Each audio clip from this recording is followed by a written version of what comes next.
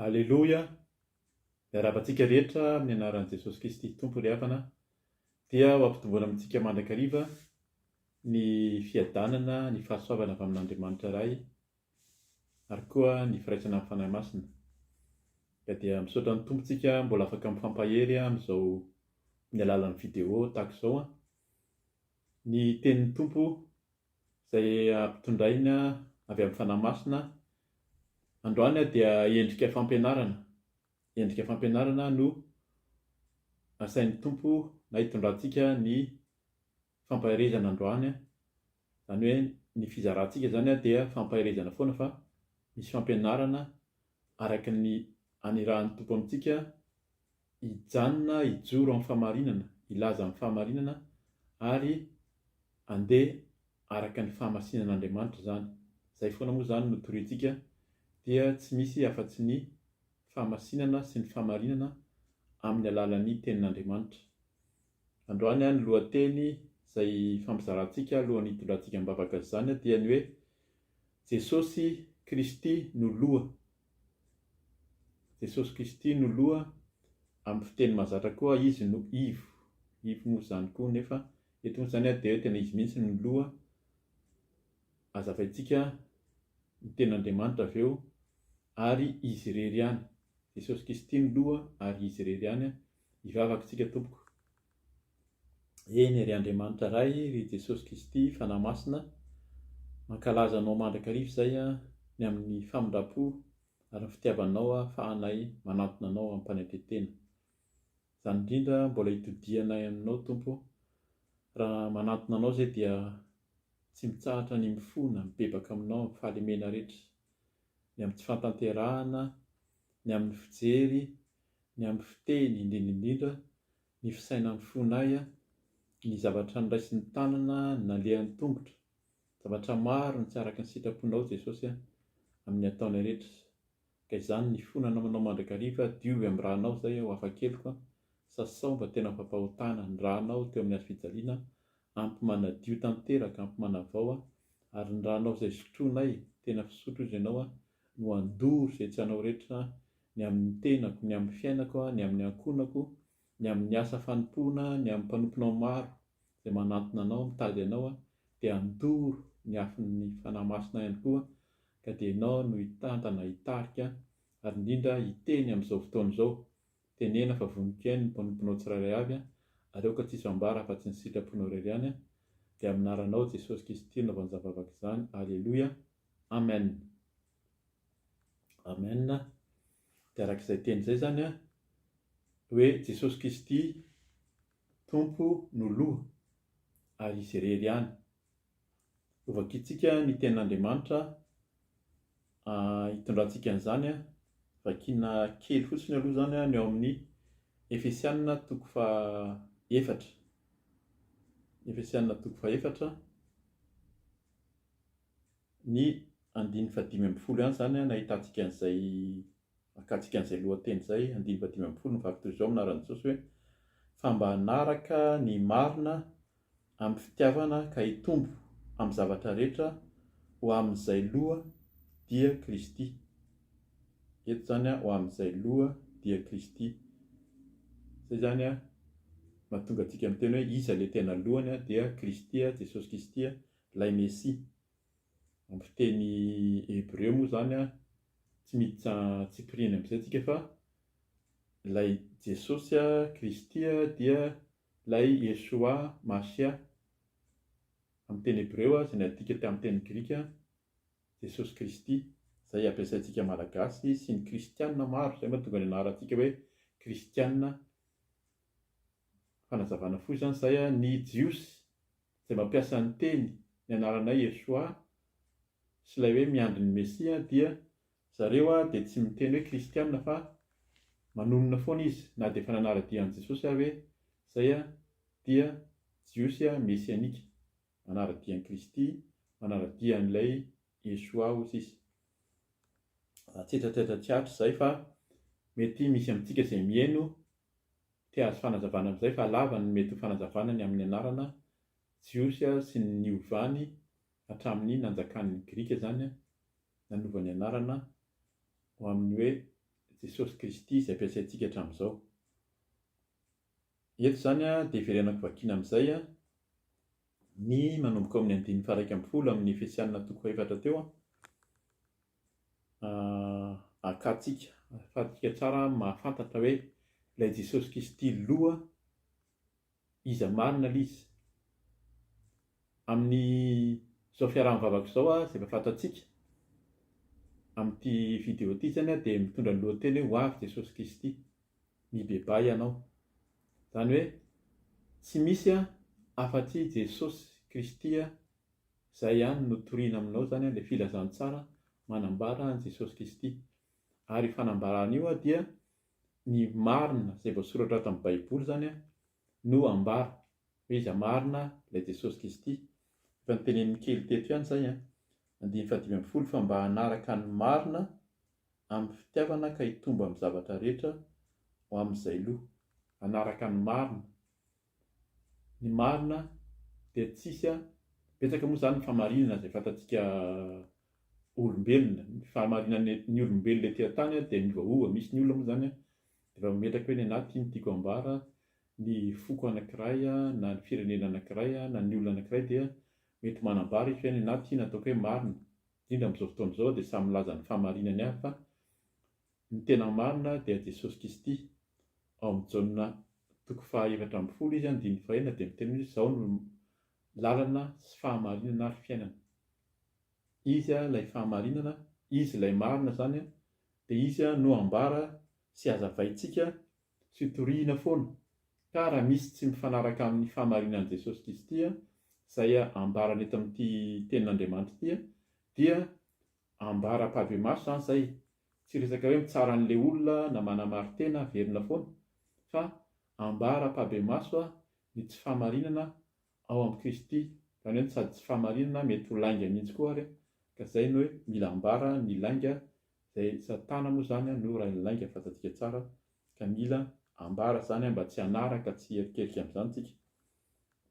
Zany no amakiantsika sady ny ao amin'ny manomboka ny 1:1 zany ahafantarantsika hoe ahoana marina moa zany tokony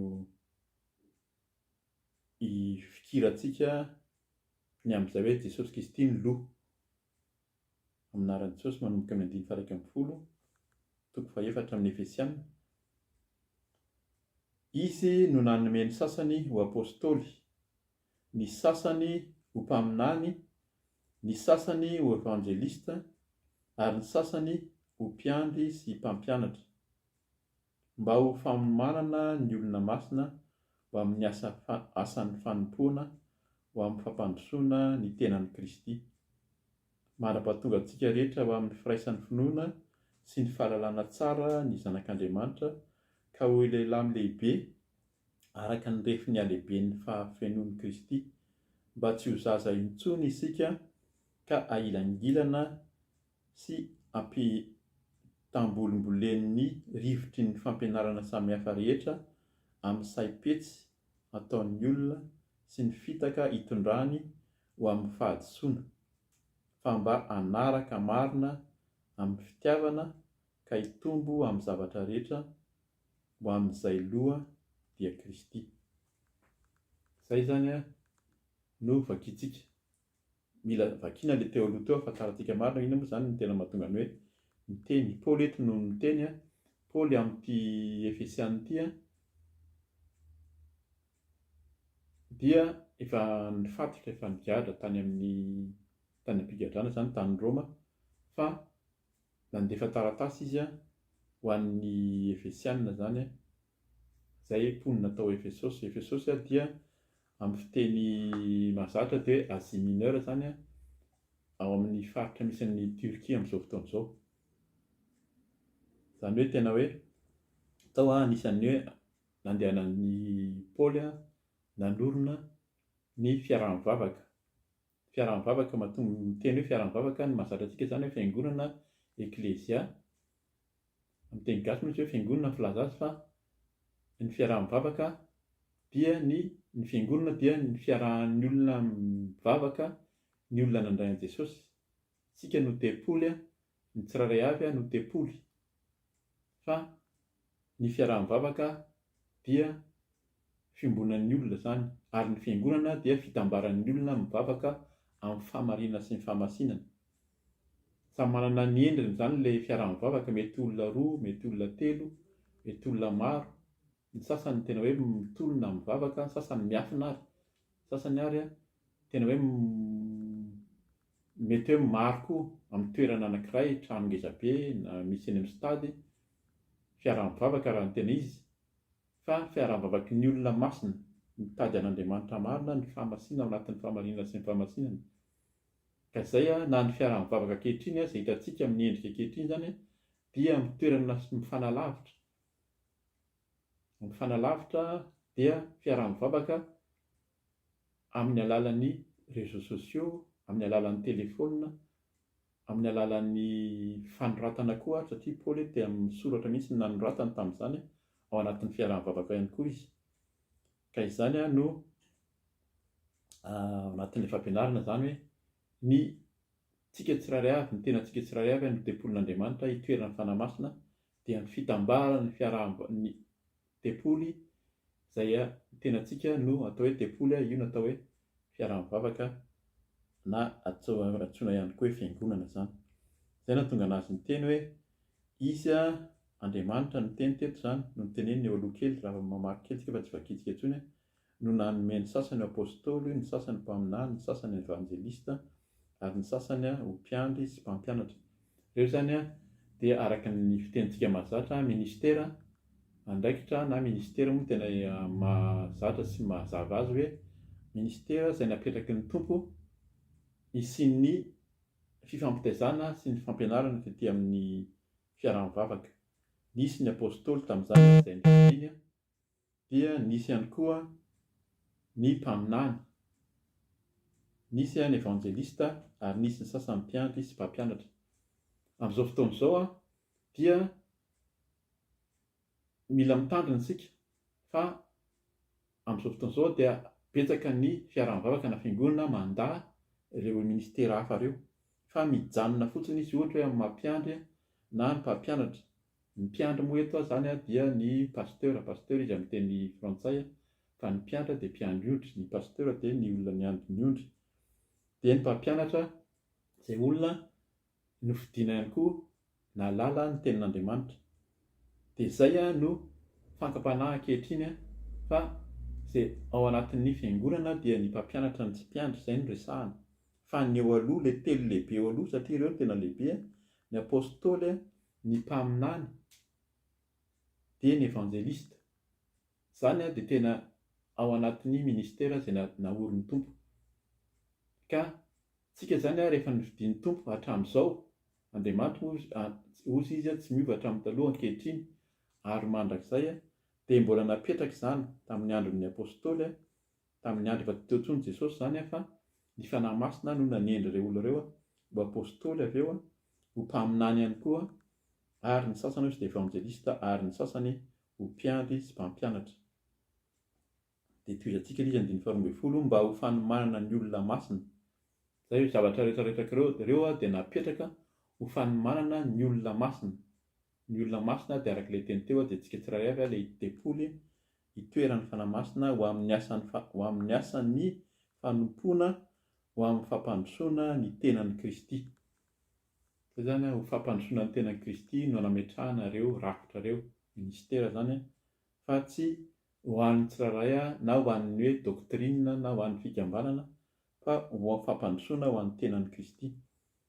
Eto zany dia lasa fantatsika tsara fa ny tenan'i Kristy araka ny lazainy aoriana kely fa izy ilay loha. Zany hoe ny loha no mitarika, ny loha no mibaiko ny tena rehetrarehetra. Fantatsika zany tsy hitsitsipiriany ny amin'ny resaka ara-tsiansa sy ny araka ny hoe natiora zany tsika, fa fantatsika fa ny loha ao anatin'ny loha, ny lohantsika no mibaiko ny fihetsika, ny atao rehetrarehetra ny amin'ny tenan'ny olona tsirairay avy. 10 amin'ny anaran'i mandra-pahatongantsika rehetra ho amin'ny firaisan'ny finoana sy ny fahalalana tsara ny zanak'Andriamanitra, ka ho lehilahy lehibe araka ny refin'ny halehiben'ny fahafenoan'i Kristy. Izay zany no tena tanjona mba ho lehilahy lehibe tsika, vehivavy lehibe araka ny fahafenoan'i Kristy. Tokony ho feno tanteraka tsika rehefa mandray an'i Kristy zany araka ilay teny teo, tsy izy ihany no toriana. Ilay Kristy eto araka ny heverena kely ihany, misy moa zany tena miteny mihitsy amin'izao hoe aza tononona intsony hoe Kristy, fa tena hoe tsy maintsy hoe Yeshua, Masia, Messia, fa ny tompo dia mahafantatra ny amin'ny teny nampiasaina tamin'izany, satria na io anarana io ary fantatsika ny fahefanana nomen'ny tompo amin'izany anarana hoe Jesosy Kristy avy any Nazareta zany. Dia hoy izay izy hoe mandra-pahatonga antsika rehetra ho amin'ny firaisan'ny finoana. Izany firaisan'ny finoana dia finoan'i Jesosy Kristy sy ny fahalalana tsara ny zanak'Andriamanitra dia Jesosy Kristy ho lehilahy lehibe araka ny refiny halehiben'ny fahefenoan'i Kristy. Kristy foana no resahana, Kristy foana. Mba tsy ho zaza intsony isika ka ho ailangilana sy ampitambolembolen'ny rivotry ny fampianarana samihafa rehetra amin'ny saim-petsy ataon'ny olona sy ny fitaka hitondrany ho amin'ny fahadisoana. Izay zany rehefa tena fantatsika ilay Kristy, ilay Jesosy Kristy izay tena lohany, izay tena napetraka sy ireo rafitra ireo mahafantatra ny ten'Andriamanitra tsika. Ny ankabeazan'ny kristianina maro manko amin'izao fotoana izao dia tsy mamaky ten'Andriamanitra, tsy mandinika ny ten'Andriamanitra, tsy mianatra ny ten'Andriamanitra, fa miaino ny fampianarana, mety betsaka amin'ny fampianarana na zaza raha ohatra tsy mandinika ianao zany, fa ianao no angatahana koa handinika, hamaky tsara ny ten'Andriamanitra hoe marina ve ny tenin'ny rahalahy, marina ve ny tenin'ilay anadahako ity, fa ny tenin'Andriamanitra no ambarantsika sy ampitaina. Izay mivantana vakintsika miaraka mamaky tsika dia vakintsika araka izany izay hazavainy, ary izay ilay hoe mangataka amin'ny fanahy masina tsika, fa ny fanahy masina no tena manolo-tsaina fa tsy avy amin'ny fahalalantsika. Na dia nianatra sy nijery namaky boky maro ary ianao ka tsy ny fanahy masina no mitarika, dia foana ihany koa ny fahalalantsika. Ka izay ilay izy hoe raha ny fianarana maro, ny mpampianatra maro no arahanao dia betsaka ny fitaka ozy hitondrany amin'ny fahadisoana. Misy fahadisoana mihitsy amin'ny saim-petsy ataon'ny olona. Misy olona dia fetsy mihitsy mamitaka ny olona handeha amina lalana hafa tsy araka ny sitrapon'Andriamanitra zany, araka nyity baiboly ity. Dia andininy fahadimy ambin'ny folo izay rehefa niresantsika teo, fa mba hanaraka ny marina amin'ny fitiavana ka hitombo amin'ny zavatra rehetra ho amin'izay loha dia Kristy. Izay zany hanaraka ny marina tsika ary amin'ny fitiavana. Io koa zany mila mandeha amin'ny fitiavana rehefa miaraka amin'ny Jesosy. Mamporisika antsika hamaky ny Korintiana voalohany toko 7:10 manomboka amin'ny voalohany zany ka hatramin'ny 7:10, fantatsika hoe inona marina zany ilay fitiavana tian'ny tompo ambara eto. Manaraka amin'ny fitiavana dia manaraka ny marina koa. Araka ilay teny teo Jaona toko 4:11 hoe izy no lalana, izy ny fahamarinana, izy ilay marina Jesosy Kristy zany, ary izy no fiainana. Izy mihitsy no teny an'izany. Ka izay zany no tsara hamporisihana antsika foana hoe mila hamaky ny ten'Andriamanitra tsika, ahafantarantsika marina ny amin'ny sitrapon'Andriamanitra.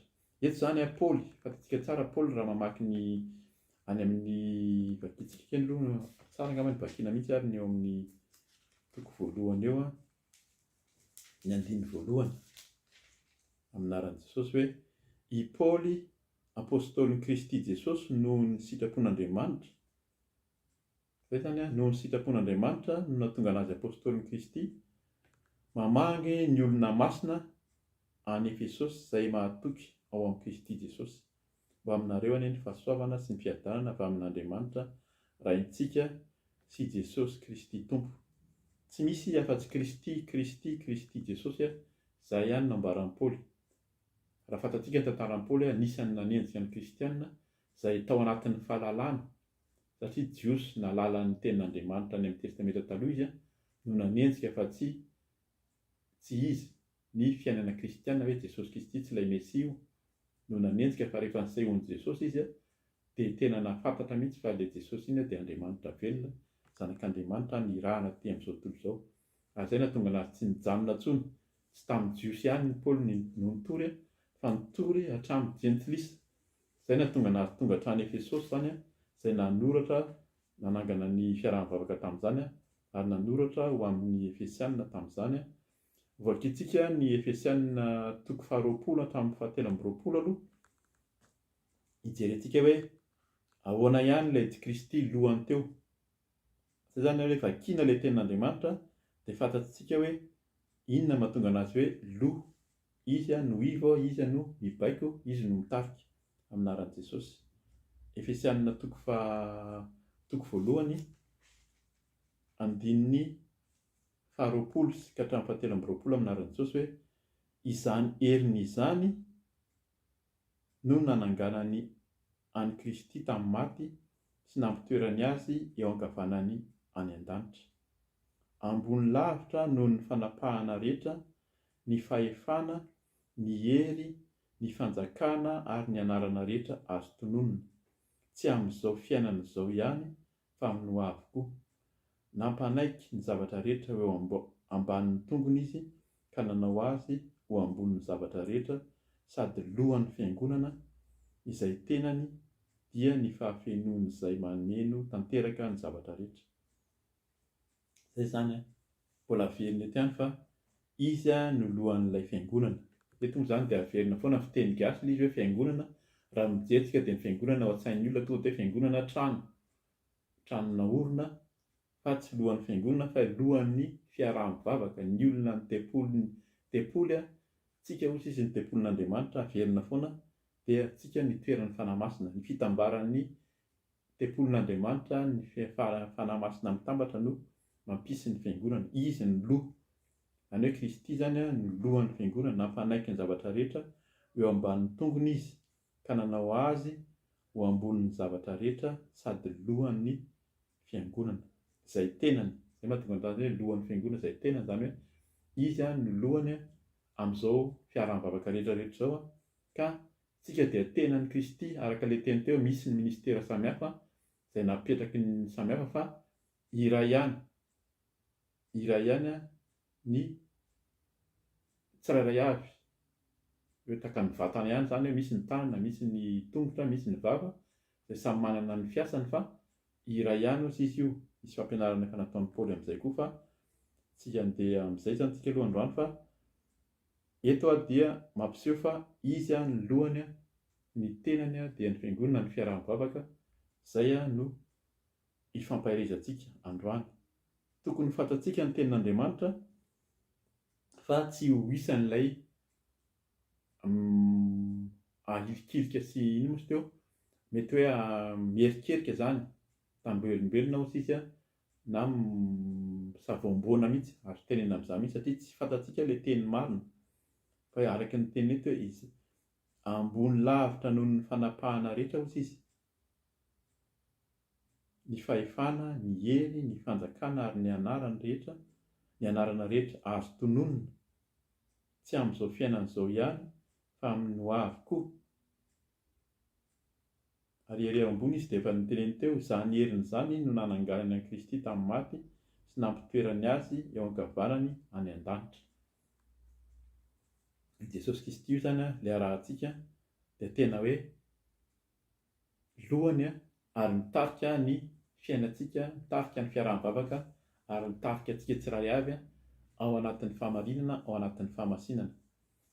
Vakiako ihany ny Efesianina 2:20 satria tena mampirisika antsika zany hamaky ny Efesianina manontolo raha ny tena izy, fa tsingatsinganina ilay izy mba ho fantatsika.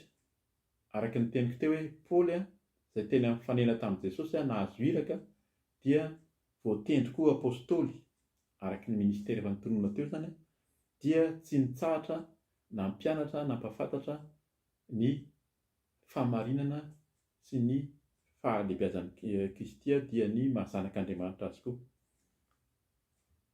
Vakitsika amin'ny andininy azoko vakiana andininy 9 ary satria tsara koa zany fantatsika amin'ny anaran'i Jesosy ny Efesianina 2:20. Fa fahasoavana no namonjena anareo amin'ny alalan'ny finoana, ary tsy avy aminareo izany fa fanomezana avy amin'Andriamanitra, tsy avy amin'ny asa fandao isy irehare, fa asany isika voaforona tao amin'ny Kristy Jesosy mba hanao asa tsara izay nomanin'Andriamanitra rahateo mba andehanantsika amin'izany. 1:20 Koa tsarovy fa fahiny ianareo dia jentilisa araka ny nofo ka nolazain'ny voaforan-tanana teo amin'ny nofo hoe tsy voafora. Eto izany ka manazava sady ahako mba tsy handehanana lavitra fa ny jiosy izay nandray an'i Jesosy Kristy dia mihevitra fa ny jentilisa dia tsy maintsy manaraka ny fomba araka amin'ny mahajiosy taloha vao mety hoe voavonjy.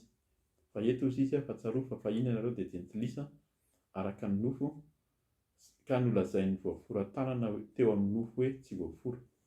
Ny jiosy no tiany eto. Eny, tsy nanana ny Kristy ianareo tamin'izany andro izany fa oloko azy tamin'ny fanjakan'i Israely ary vahiny tamin'ireo faneken'ny teny fikasana. Izay izany tsika malagasy dia azo tonoina amin'izany ianao zaho izany izay miteny gasy malagasy dia mitovy ny amin'ny tenenan'i Paoly ny amin'ny Efesianina eto. Dia hoy izy hoe tsy nanana fanantenana sady tsy nanana an'Andriamanitra teo amin'izao tontolo izao. Ankehitriny kosa ao amin'ny Kristy Jesosy ianareo izay lavitra fahiny dia tonga akaiky noho ny rahan'i Kristy. Izy no fihavanantsika izay nahatonga antsika ho tonta ho iray ka nandrava ny hevitry ny fisarahana. Izany hoe tsika izany dia lasa mpiara-mandova amin'ny zanak'Israely izay nifidian'Andriamanitra manokana nitoeran'ilay Kristy tao no nametrahany an'i Kristy ary tsika dia lasa nandova niaraka taminy.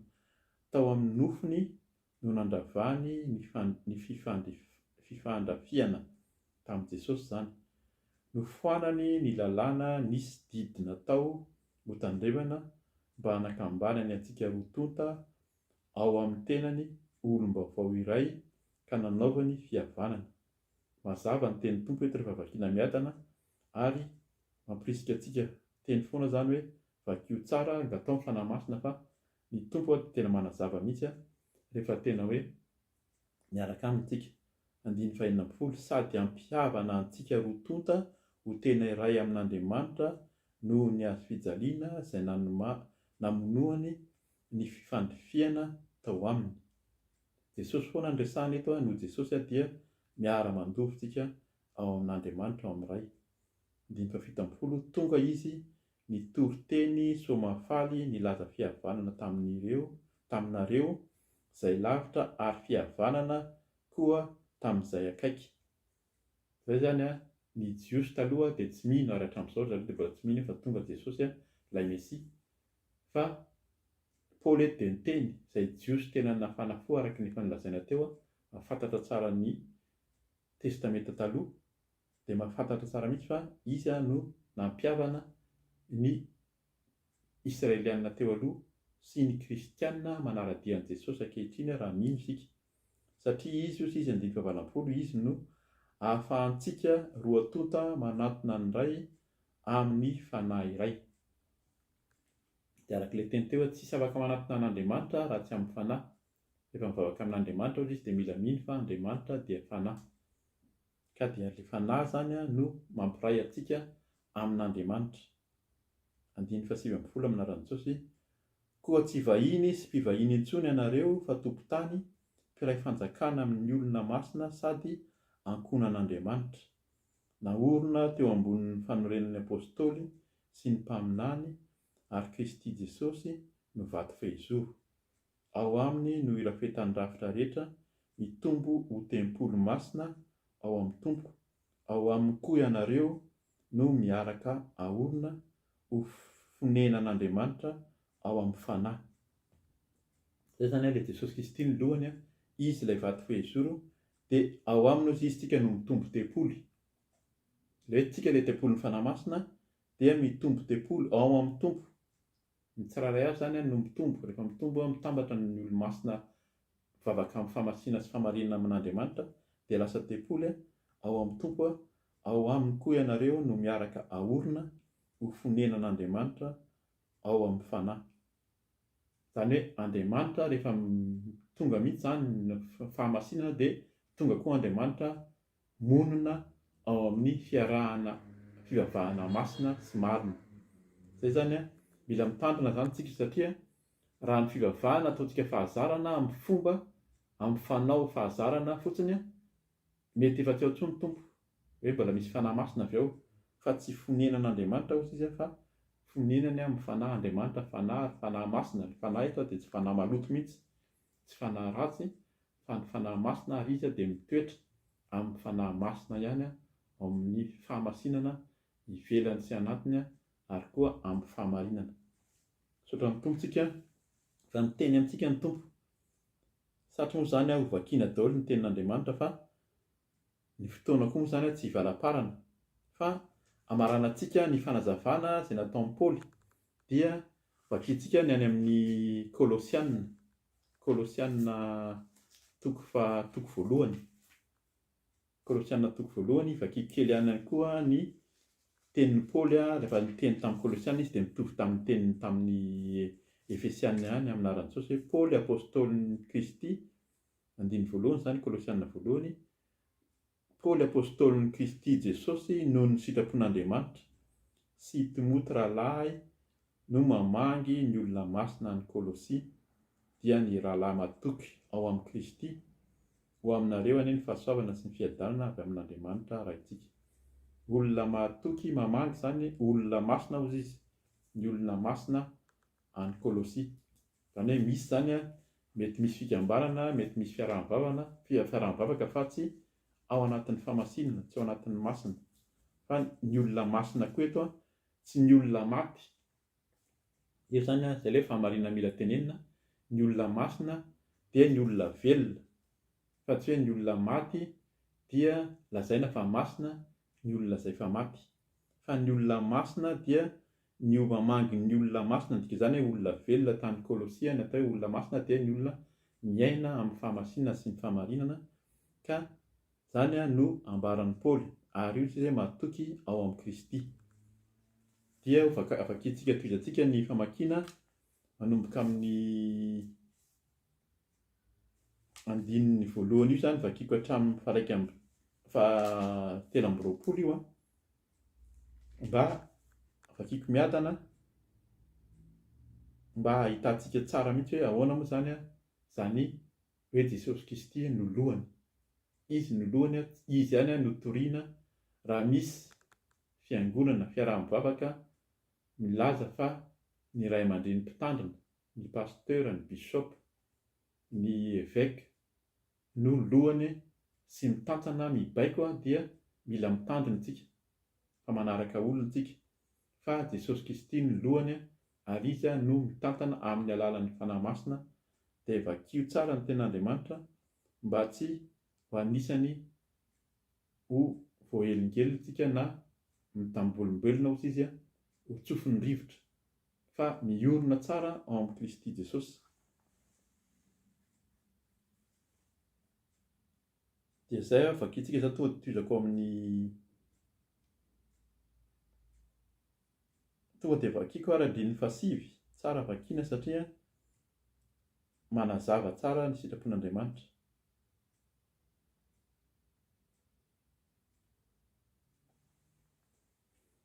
Anaran'i Jesosy hoe noho izany azafady tiako vakiana hatrany amin'ny andininy fahatelo ny Kolosianina toko voalohany hatramin'ny voalohany hatramin'ny fahatelo amby roapolo ny vakiantsika. Amin'izay fantatsika tsara, miara-mazoto zany tsika, miara-mamaky ny tenin'Andriamanitra, ahafantarantsika marina iza ilay Jesosy Kristy ivo, iza ilay Jesosy Kristy lohany. Amin'ny anaran'i Jesosy andininy fahatelo amin'ny Kolosianina toko voalohany zany. Misaotra an'Andriamanitra rain'i Jesosy Kristy tompontsika izahay ary mivavaka mandrakariva ho anareo.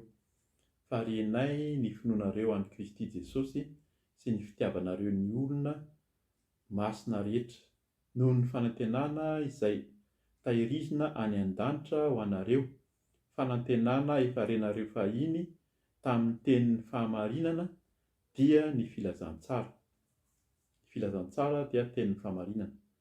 Io filazantsara io dia efa tonga eo aminareo ka mamokatra sy mitombo tahaka ny eo amin'izao tontolo izao, toy izany koa ny eo aminareo hatramin'ny andro nandraisanareo sy nahalalanareo tsara ny fahamarinan'ny fahasoavan'Andriamanitra. Araka ny efa renareo tamin'ny Epafra, io zany mpampianatra, mpanompo namanay sady mahalala, izay mpanompon'i Kristy mahatoky eo aminareo. Izy no nanambara taminay ny fitiavanareo eo amin'ny fanahy. Resaka fanahy foana koa ny resana, ary misy ny ministera zany eto Epafra dia nanao ny ministeran'ny fampianarana sy ny mpiandry na mpampianatra zany ny mpitandrina.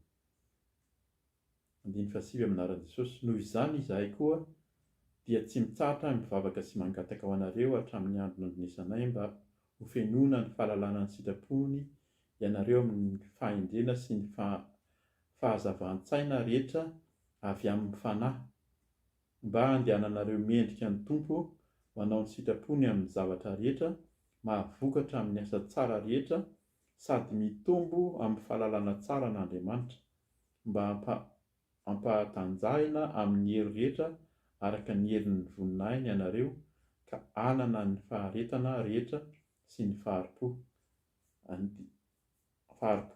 amin'ny fifaliana. Andiny faharoa zany, amin'ny fifaliana no isaory ny iray izay nampamendrika anareo hanana anjara amin'ny lovan'ny olona masina eo amin'ny mazava. Fanazavaintsika teo zany fa tsika dia miara-mandova noho ilay zanak'Andriamanitra zany noho Jesosy Kristy, miaraka amin'ny olona masina ho tsika eo amin'ny mazava any an-danitra zany, sady nafaka antsika tamin'ny fahefan'ny maizina ka manamindra antsika mba amin'ny fanjakan'ny zanany malalany, izay nanantsika fanavotana dia ny famelana ny helintsika. Izy no endrik'Andriamanitra tsy hita maso, Jesosy zany io, ilay lamatoa talohan'izao zavatra rehetra izao. Jesosy io fa tao aminy, tao amin'ny Jesosy Kristy no nahariana ny zavatra rehetra any an-danitra sy ety ambonin'ny tany, dia ny hita sy ny tsy hita, na fiandrianana, na fanjakana, na fanapahana, na fahefana, izy no nahariana ny zavatra rehetra sady ho azy izany. Fanazavaintsika zany tany amin'ny Efesianina teo, 1:17 aminaran'i Jesosy, izy no talohan'ny zavatra rehetra sady ao aminy no haretan'ny zavatra rehetra, izy ny lohan'ny tena. Zay zany averiny ety ihany zany fa Jesosy Kristy ny lohany, ary izy ny lohan'ny tena rehetra dia ny fiangonana ozy izy. Araka ilay teny teo zany, ny fiangonana dia izy ilay fiangonana araka efa ninoantsika teo, ilay tempoly dia ny tenanareo zany ozy izy, nareo ny tempoly. Izy ny lohan'ny tena dia ny fiangonana, izy ny voalohany dia ny lamatoa amin'ny maty, mba ho lohany amin'ny zavatra rehetra izy, fa sitraky ny ray ho ao aminy no itoeran'ny fahafenoana rehetra, sady izy no ampihavany aminy ny zavatra rehetra, ka ny rany teo amin'ny hazo fijaliana no nanaovany fampihavanana. Zay zany araka ilay fanazavaina foana fa hentsika teo aloha fa noho ny rahan'i Jesosy Kristy narotsaka teo amin'ny hazo fijaliana dia nitondra ny fahotaontsika, nitondra ny otantsika izy, ary ny rano izy nitondra fampihavanana dikan'izany lasa niavana tamin'Andriamanitra tsika noho Jesosy Kristy nanome ny ainy, nanotraka ny rano teo amin'ny hazo fijaliana. Eny izy hoy ao no fampihavanana na ny ety ambonin'ny tany na ny any an-danitra. Ary ianareo izay fahiny sady fahavalo tamin'ny fomba fisainanareo sy ny asa ratsy nataonareo, dia efa nampihavaniny tao amin'ny tenany nofiny ankehitriny tamin'ny fahafatesana, mba hatoro ny ho masina sady tsy hanantsiny amampondro eo anatrehany. Zay zany lasa masina tsika noho ny fanadiovan'ny rahan'i Jesosy. Zay mahatonga antsika rehefa mivavaka dia mangataka ny rahan'ny Tompo hanadio antsika tanteraka, fa ny rahany no manamasina antsika, sady tsy hanantsiny amampondro izy eo anatrehany. 2:20 aminaran'i Jesosy farany hoe, raha maharitra amin'ny finoana ianareo ka mafy olona sady tafatoetra ary tsy mety afindra hiala amin'ny fanantenana avy amin'ny filazantsara izay efa harenareo, sady toriana eny ambonin'ny lanitra rehetra eny, ary izany no nanaovana ahy ho Paolo ho mpanompo. Izay no tian'ny Paolo ampitaina mihitsy hoe mila maharitra amin'ny finoana fa ny filazantsara toriana io dia toriana eny an-danitra rehetra eny, izany hoe amin'ny fanahy, ny fanahy masina, ny fanahy any an-danitra any no efa toriana io. Any amin'ny Apokalipsy any no miteny an'izany fa ny tompo dia efa any an-danitra any, ary ny zavatra izay any an-danitra any araka ny teniny ampianarin'i Jesosy koa izany efa mivavaka ozy izy dia raha inay izay any an-danitra ho tonga anie ny fanjakana ozy izy etỳ an-tany tahaka ny any an-danitra. Izany hoe zavatra fanjakana efa misy any an-danitra any no ho toriantsika sy ahorin'ny tompo etỳ an-tany dia ahoriny amintsika izay nandray azy sy nanaiky azy ho zanak'Andriamanitra izany dia engany antsika mbola tahaka ny Paoly eo amin'ny tompo. Raha mbola tsy nanolotra ny tenanao amin'Andriamanitra ianao amin'ny Jesosy dia fantaro fa izy ny lohany, tsy misy afa-tsy izy irery ihany. Avarian'ny vakiana ireo tenin'Andriamanitra ireo dia dinio tsara angatao ny fanahy masina ahafantaranao hoe iza marina tokoa moa izany Jesosy Kristy arahako izany. Sao dia mpanaraka olona fotsiny ianao, manaraka ny mpitarika, manaraka ny mpitondra, fa tsy manaraka an'i Jesosy Kristy. Fa fantaro tsara ilay Jesosy Kristy, izy ny tena loha, izy ny tena lohan'ny fiangonana, izy ny lohan'ny fiangonana dia tsika indray izany ilay tempoly, tsika izao no fiangonana, tsika izao no fiaraha-mivavaka, ny fitambaran'ny tempoly, tsika no tempolin'ny fanahy masina no itoeran'i Jesosy, izy ny lohany ny amin'ny fiangonana rehetra. Ka dia mahereza mamaky ny tenin'Andriamanitra, fantaro ny tenin'Andriamanitra, fantaro ny sitrapon'ny tompo, mangatahany fanahy masina hanolo-tsaina amin'ny fahendrena, ampahafantatra tokoa ny amin'ny sitrapon'ny tompo mba tsy tsika tokoa no hiempotra fa anana ilay finoana. Averiko 19 farany amin'ny anaran'i Jesosy. Raha maharitra amin'ny finoana ianareo ka mafy orona sady tafatoetra ary tsy mety afindra hiala amin'ny fanantenana avy amin'ny filazantsara izay farenareo sady toriana eny ambanin'ny lanitra rehetra eny. Alleluia, amen. Manao velomanao amin'ny anaran'i Jesosy dia raha sitrapon'ny tompo izany dia mbola hifampaherety foana tsika amin'ny manaraka. Alleluia, amen.